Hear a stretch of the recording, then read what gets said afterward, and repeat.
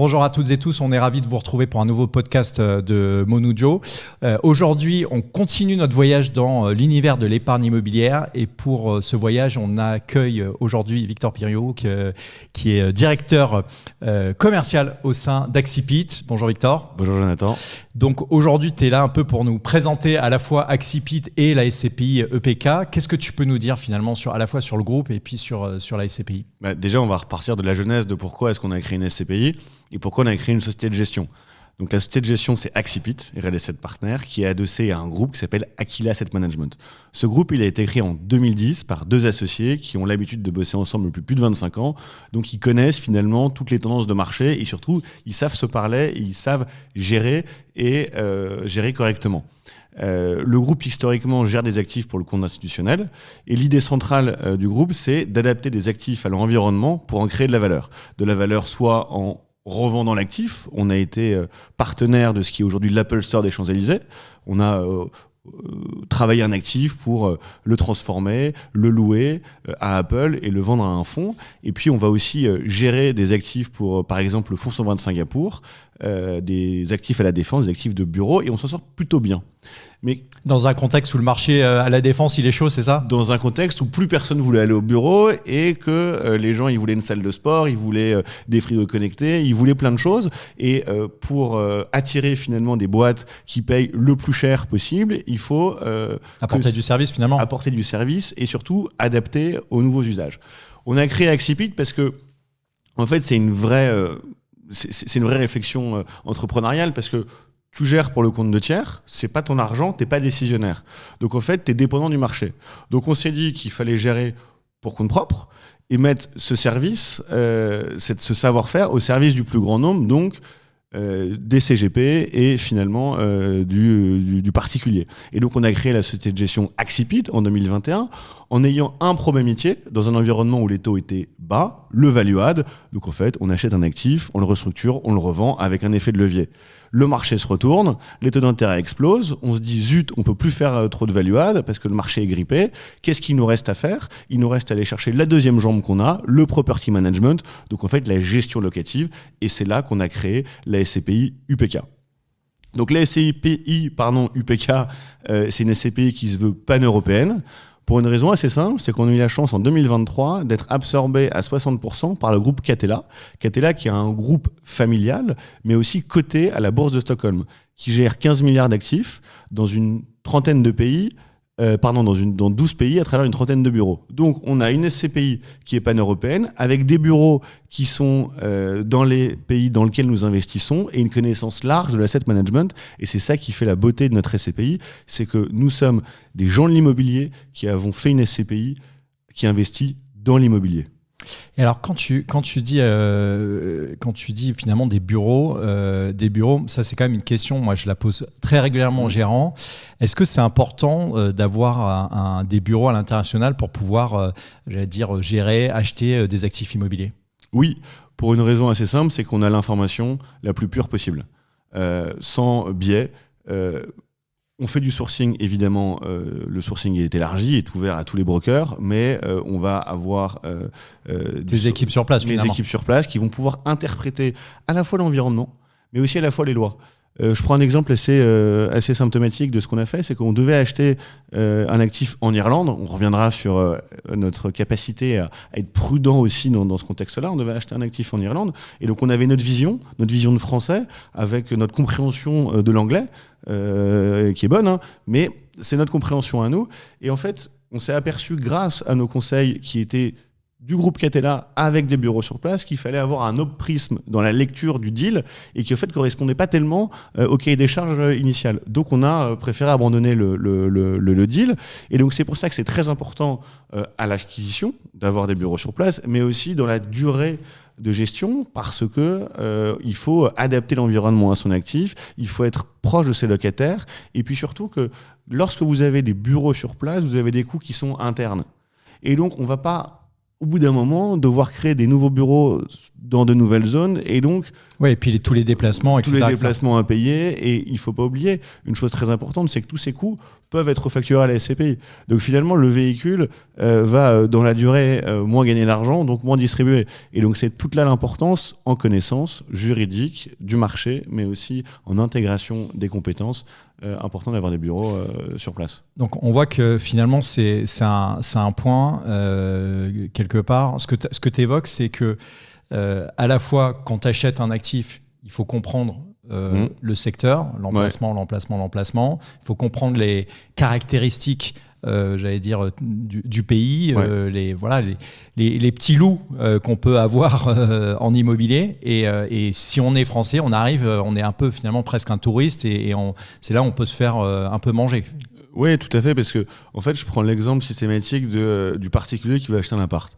Donc ils vont en couple, pas en couple, j'en sais rien, mais ils se disent là va y avoir un métro, là il va y avoir des nouveaux restos, là ça va évoluer, donc là ça va prendre en valeur. Et finalement on achète là où on a loué pendant longtemps. Et si on n'est pas sur place et qu'on ne connaît pas l'environnement et le mindset des gens, l'état d'esprit des gens et l'état d'esprit du quartier ou de la ville, ça va être un peu compliqué d'anticiper tous ces changements. Et donc nous sur place, on a des changements qui sont anticipés par nos équipes. Bon, ça c'est un point qui est important. Donc la SCPI EPK, c'est une SCPI dite sans frais de souscription. Exactement. Est-ce qu'on peut faire un petit topo rapide sur les frais qu'il y a sur la SCPI ? Alors, oui, avec plaisir. Et il faut être tout à fait transparent. Et d'ailleurs, c'est transparent. Lorsque vous investissez, le prix de la part est à 206 €. Donc, l'associé, enfin le futur associé, donne 206 €. Il a 206 € qui sont investis dans l'immobilier. Et s'il veut ressortir, au bout de 6 ans, parce qu'il y a des frais de sortie dégressifs, sa part, s'il n'y a pas eu de revalorisation, de dévalorisation du prix de part, il vaut 206 €. Donc, déjà, c'est le point numéro 1. Ensuite, vous avez des frais de gestion qui sont sur les loyers. Et c'est très important de le dire. Et ces frais sont de 15% hors taxe. On applique la TVA, donc 18% TTC sur les loyers. C'est-à-dire que plus les loyers sont élevés, plus évidemment on doit donner à l'associé, mais plus la société de gestion gagne de l'argent. Et ce qu'il faut savoir, c'est qu'on est tous chez Catella, Aquila et Accipit associés personnellement à la SCPI. Donc, la société de gestion a vocation à avoir le plus de performance possible pour vivre. Mais nous, en tant que salariés du groupe, on a aussi vocation à bien travailler pour pouvoir se rémunérer le maximum possible en tant qu'associé du PK. Ok, donc en gros, il y a une forme d'alignement d'intérêt dans ce que tu évoques. Tout à fait. On a des frais d'acquisition ou pas sur la SCPI ? Oui, alors il y a des frais d'acquisition qui sont facturés à la SCPI, qui sont jusqu'à 5% de frais d'acquisition, mais qui sont finalement indolores facialement pour l'associé, mais qui font partie du cycle de vie de l'investissement. Ok, très clair. L'an dernier, donc, votre SCPI, elle a un objectif, je crois, de taux de rendement interne sur la durée de 5,5, c'est ça ? De distribution de 5,5 et de TRI de 6,50. De 6,50. Donc, sur la distribution, donc, ça veut dire c'est ce que l'épargnant va finalement toucher en brut de fiscalité étrangère. Et sur le TRI, donc taux de rendement interne, ça va intégrer la revalorisation potentielle, sachant qu'on le rappelle que ce n'est pas garanti. Les performances passées ne préjugent pas des performances futures. L'an dernier, clairement, le rendement distributif, il a été en deçà des attentes. Tandis que la performance globale, si on regarde vraiment la performance globale, c'est une super performance globale. On atteint 8,71. Ouais, 8,71. Donc c'est quand même, j'allais dire, super bien. Comment on explique à la fois le niveau de performance globale et aussi le niveau de performance distributif un peu en dessous? Alors, le taux de distribution, si on veut être un peu langue de bois, je dis bah oui, mais il est au-dessus de ce qu'on vous a promis dans la durée. Néanmoins, la SCPI est un véhicule de distribution et dans le contexte actuel, en tant que jeune SCPI, il est décevant. Alors pourquoi il est décevant ? Pourquoi quand tu dis quelle est la raison derrière tout ça ? Alors parce que en 2024, on distribue 7,96% net de fiscalité étrangère, net de frais de gestion. En 2025, on distribue 5,71. La SCPI, c'est un alignement d'intérêt entre l'associé, la société de gestion et le conseil qui est entre les deux. Je pars du principe, et nous partons du principe chez Accipit et plus largement chez Aquila, que quand une personne vous confie 100 000 €, par exemple, et a investi en SCPI, eh bien, il a une idée de sa distribution long terme.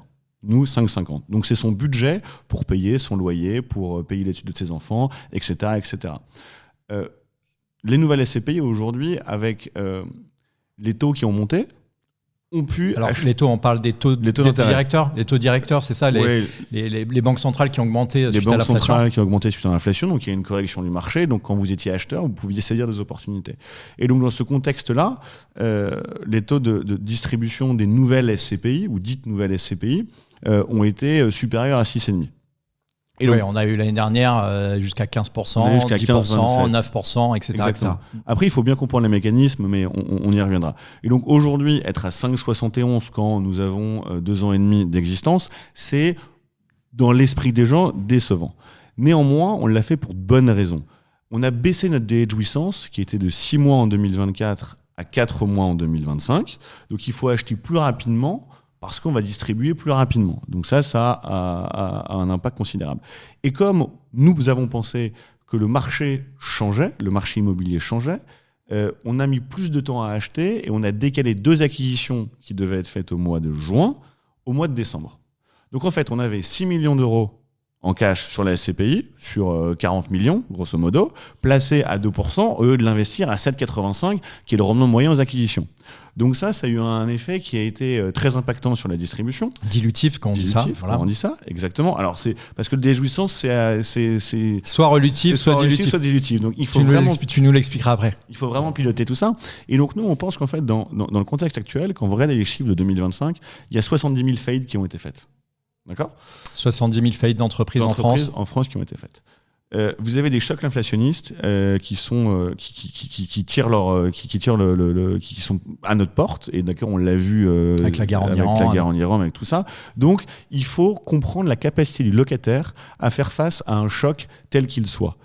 Et en fait, quand vous achetez aujourd'hui un actif à 7, 8, 9%, c'est plus parce qu'il y a une dévalorisation du parc immobilier, c'est parce qu'il y a un risque embarqué. Et donc, il y a un changement total entre ce qui se passait en 2022, 2023 et 2024 et 2024, 2025, 2026. C'est plus un risque c'est plus à cause des taux ou grâce aux taux qu'on achète avec des taux de rendement interne élevés, c'est parce qu'il y a un risque embarqué. Donc finalement, ce que tu es en train de dire, c'est que, j'allais dire, tes équipes, qu'elles soient en France, à l'étranger, Catella, Asset Management, Aquila, etc., votre lecture, c'est de dire aujourd'hui, la hausse des taux, elle est plus la conséquence, entre guillemets, de la prime de risque de la Banque centrale, etc., mais elle est la conséquence de la fragilité des locataires ou des entreprises, finalement des entreprises. Oui. Et nous, on fait beaucoup de sell and leaseback pour essayer de pallier au maximum à la méconnaissance du locataire. Alors attends, juste deux secondes, parce que les auditeurs, sell and leaseback, ça veut dire quoi? Ça veut dire qu'en fait, on achète l'actif et le vendeur devient locataire. D'accord, donc ça veut dire qu'en gros, il y a une entreprise qui détenait ses murs et elle occupait les murs et puis elle a besoin de cash et finalement, toi, tu proposes à cette entreprise d'acheter les murs. Exactement, d'acheter les murs, donc on lui donne du cash, elle peut investir, elle peut se développer. En général, c'est des entreprises qui sont là depuis très longtemps et donc on connaît évidemment la structure financière de la société à qui on achète, donc à qui on va louer, et donc ça permet d'avoir finalement une meilleure lisibilité. Une meilleure lisibilité. Et donc on se concentre là-dessus, et ce qu'on veut faire, c'est que nous, on veut avoir une connaissance parfaite du réseau local entrepreneurial et économique pour se mettre à l'abri. Et donc, acheter un actif, on aurait pu acheter un actif, par exemple, je pense à un actif à plus de 11% en Pologne, mais il était au milieu de nulle part, le truc. Même si le bail est à 11 ans... le jour où le locataire s'en va ou qu'il fait faillite, c'est terminé. Vous vous retrouvez avec un actif en plein milieu de la Pologne qui est inlouable et qui vous coûte de l'argent. Ouais, donc quelque part, ce que tu es en train de dire, c'est que finalement, vous êtes déjà... En fait, à chaque fois que vous achetez un immeuble, vous pensez au coup d'après, c'est ça? Exactement. On cherche à savoir comment est-ce qu'on va pouvoir, dans le temps, l'adapter et en tirer le maximum de valeur et accompagner le locataire pour qu'on ne se retrouve pas à la fin du bail à devoir changer de locataire qui n'aura aucun rapport. Donc ce qu'on voit, c'est que finalement, donc sur le taux distributif, donc le taux de distribution, il est en deçà de ce qu'on aurait pu imaginer avoir, mais finalement, il y a une raison valable, c'est un décalage dans le temps d'acquisition, et c'est de la prudence dans les acquisitions finalement. C'est de la prudence dans les acquisitions, et donc on a voulu, avec la revalorisation de prix de part, redonner 100% de la valeur qu'on a créée à l'associé, Et il se trouve que, force est de constater, on achète correctement, puisque le parc immobilier a pris 3% de valeur. A pris 3%. Et donc, on s'est aligné avec cette création de valeur, parce que, on va pas se le cacher, dans l'environnement actuel, il y a une telle course au taux de distribution et au classement qu'il faut qu'on reste dans les meilleurs et visibles. D'accord, voilà. Ok. Compris. Au moins, il n'y a pas de langue de bois, c'est cash, c'est direct. Et ça, c'est chouette. On voit que donc, du coup, sur la valeur, il y a finalement une valeur qui a été adaptée. Tu viens d'expliquer cette décision finalement de la création de valeur. Est-ce qu'on peut s'attendre finalement à une revalorisation régulière sur la SCPI? Est-ce que finalement dans l'objectif, il y a un peu d'objectif de revalorisation? C'est quoi? C'est 1% par an, 2% par an? C'est, je veux dire, en vitesse de croisière, dans le monde idéal de PK, c'est quoi la revalorisation? Ça serait hypothétiquement 1% par an, en gardant en tête que c'est pas mécanique, c'est pas tous les ans, parce qu'il faut garder une marge de manœuvre entre le prix de part et la valeur de reconstitution. Et que la SCPI, comme je le répétais, c'est un véhicule de distribution et pas un véhicule de capitalisation. Donc on va se concentrer sur la distribution et continuer à acheter très correctement. Et dès lors qu'on jugera le moment opportun pour redistribuer de la valeur en capitalisation aux clients, on le fera. Ok, super intéressant. Aujourd'hui, EPK, elle se distingue parce qu'elle a une logique pan-européenne, très active, avec plusieurs acquisitions qui ont été récentes. Est-ce que tu peux nous parler un peu de ces acquisitions qui ont eu lieu et comment finalement vous arrivez aussi à identifier les meilleures opportunités sur le marché? Tu vois, parce que on voit quand même pas mal de SCPI qui sont lancées, qui sont devenues pan-européennes très très vite. Voilà, il faut quand même un certain niveau d'expertise. Donc concrètement, qu'est-ce que vous avez acheté de bon sur la SCPI EPK depuis le démarrage et qu'est-ce que vous avez envie de faire là dans les prochains jours, semaines, mois? Alors, déjà, pourquoi est-ce qu'on achète à l'étranger? Pour une raison assez simple, c'est que vous avez une fiscalité à l'étranger qui est beaucoup plus intéressante qu'en France. Donc nous, on veut distribuer le plus de net possible. À la rigueur, le brut, ça reste du brut. On veut aller très vite dans les acquisitions, ou enfin en tout cas le plus vite possible, pour pallier à cette déjouissance de 4 mois. Et on veut Ça veut dire quoi? Ça veut dire qu'en fait, c'est plus rapide d'acheter des actifs à l'étranger qu'en France. En France, exactement. En France, vous achetez entre 3 et 6 mois, grosso modo. À l'étranger, vous achetez entre 2 et 4 mois. Donc en fait, votre argent est déployé beaucoup plus rapidement et donc travaille. Ensuite, vous avez des baux qui sont beaucoup plus longs, et puis vous avez une décorrélation des marchés, donc un terrain de jeu, on va dire, qui est beaucoup plus large, et on peut le faire parce qu'on a des équipes. Alors, qu'est-ce qu'on a acheté de bien? On a acheté beaucoup de choses bien. On a acheté une crèche en Irlande récemment, ce qui est un nouveau marché pour nous, mais qui est un marché qui est juridiquement et intellectuellement beaucoup plus compliqué à adresser qu'on puisse le penser, donc c'est bien qu'on ait des équipes sur place. Oui, alors qu'on voit qu'il y a plein de SCPI qui achètent en Irlande toutes les semaines quasi. Tout le monde y va, mais on voit que, par exemple, on a acheté aussi en Espagne, qui était un marché de prédilection. On a acheté notamment des salles de sport. On a acheté 2 Basic Fit en Espagne. Basic Fit, c'est un des leaders européens du fitness, des salles de sport. C'est un bilan très solide, on connaît. T'es venu avec ton sac à dos de Basic Fit? Non, mais je le vois beaucoup dans le métro et ça m'amuse. Donc je me dis qu'il y a vraiment des gens qui y vont, mais il faut pas trop qu'il y en ait parce que c'est quand même leur business. On en parlera peut-être un autre jour. Et donc on a acheté ces salles de sport. On a des bureaux sur place et donc on peut comprendre comment le local va évoluer, même si Basic Fit, c'est un acteur qui est assez sympa, dans lequel il faut investir, parce qu'ils ont déjà fait les travaux, ils restent pendant très longtemps. Ensuite, on va acheter aux Pays-Bas, mais attention, il y a Pays-Bas et Pays-Bas. Encore une fois, il faut être proche des grandes villes, il faut être proche des axes. Et puis, on va continuer à se développer aujourd'hui. L'idée, c'est de se développer sur des crèches en Irlande, parce qu'il y a 2 stratégies chez UPK aujourd'hui, c'est d'acheter des actifs entre 1 et 2 millions d'euros, plutôt en Irlande, sur des petites crèches qui sont rentables, des actifs entre 3 et 5 millions d'euros dans toute la zone euro, et en France, on va essayer de faire des coûts.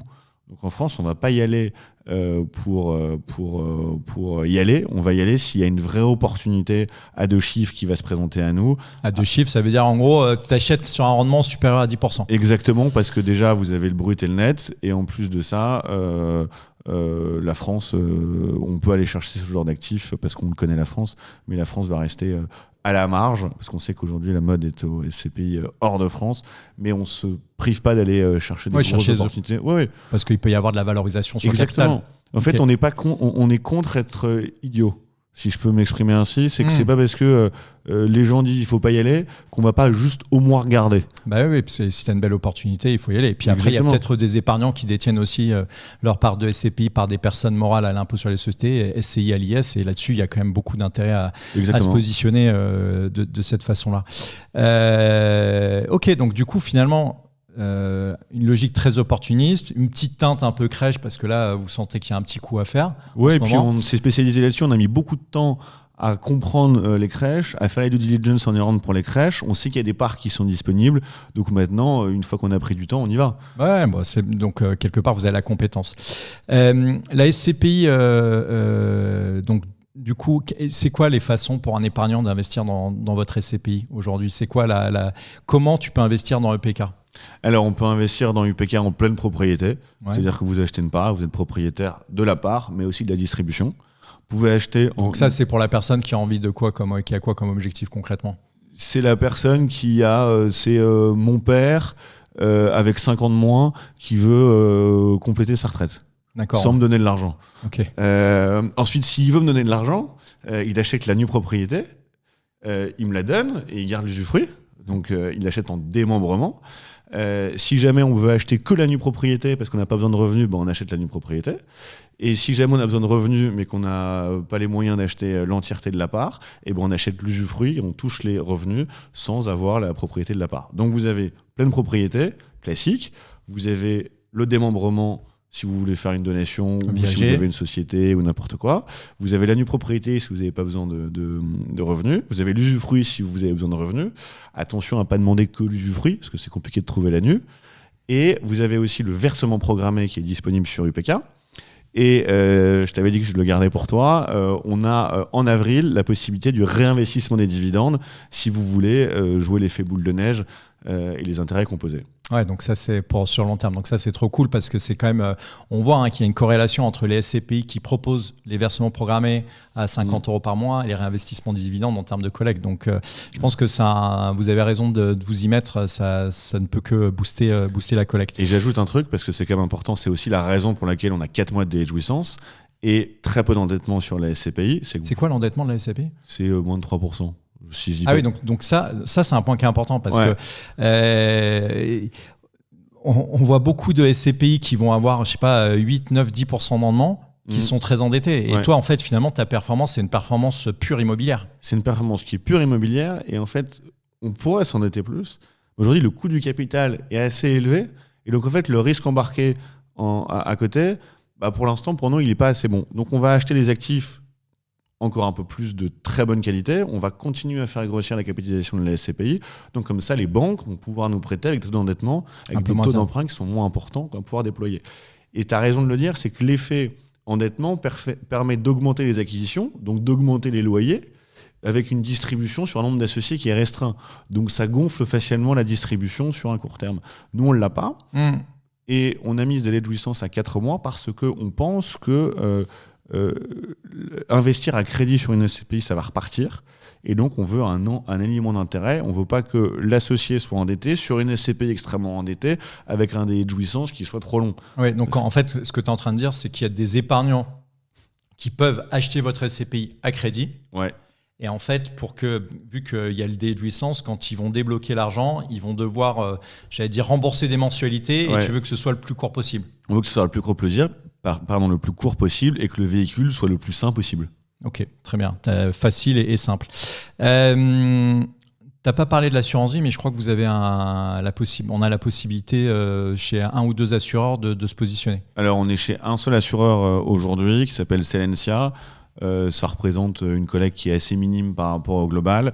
Et tout l'enjeu pour nous, c'est de ne pas tomber, de pas mettre le doigt dans le pot de miel en disant trop bien, on est chez les assureurs et collecter de manière extrêmement importante avec cette liquidité qui est censée être assurée par l'assureur. Et pourquoi Parce que je pense qu'une SCPI, ça se construit dans la durée, ça se construit de manière saine, avec une granularité aussi bien de la collecte que des acquisitions. Ouais, donc ce que tu es en train de dire, la granularité à l'actif et au passif. Finalement, exactement. Le passif côté associé. Oui, et en plus aujourd'hui la fête est un peu finie, les assureurs sont beaucoup plus regardants et que c'est bien à l'achat d'avoir 10 millions youpi dans le bureau des boss, mais le jour où ça sort, c'est un peu plus compliqué à gérer. C'est ce qui s'est un peu passé pour certaines SCPI. C'est totalement ce qui s'est passé, et c'est un peu parce qu'il y a ce mouvement de marché des assureurs et aussi des institutionnels qui a foutu le marché en l'air, et que ça serait dommage de répéter les erreurs du passé. Et donc nous, on préfère aller petit à petit dans la collecte de manière saine, et une fois qu'on aura passé les 60, 80, 100 millions, on pourra s'ouvrir à des masses de collecte plus importantes pour accélérer le déploiement de la SCPI, mais on veut que les fondations aujourd'hui soient les plus saines possibles. Ok, très clair. Est-ce que tu as un dernier élément que tu as envie de nous partager, une bonne nouvelle sur la SCPI? La bonne nouvelle, c'est le réinvestissement des dividendes, que on vous a dit toujours toute la vérité, qu'il faut diversifier ses allocations, que je pense que UPK est une bonne SCPI avec un alignement d'intérêt, une société de gestion qui est claire, qui est solide, qui est rentable, des équipes qui s'inscrivent dans la durée. Donc venez nous faire confiance, on sera ravis de recevoir votre épargne. Bon, c'est super, c'est le mot de la fin. Merci beaucoup Victor, c'était vraiment cool de t'avoir. On vous donne rendez-vous très prochainement sur la chaîne Monujo. N'hésitez pas à poser vos questions dans la partie commentaires, et puis vous pourrez trouver toutes les informations sur Monujo et sur Meilleur SCPI, et on vous dit à bientôt. Ciao.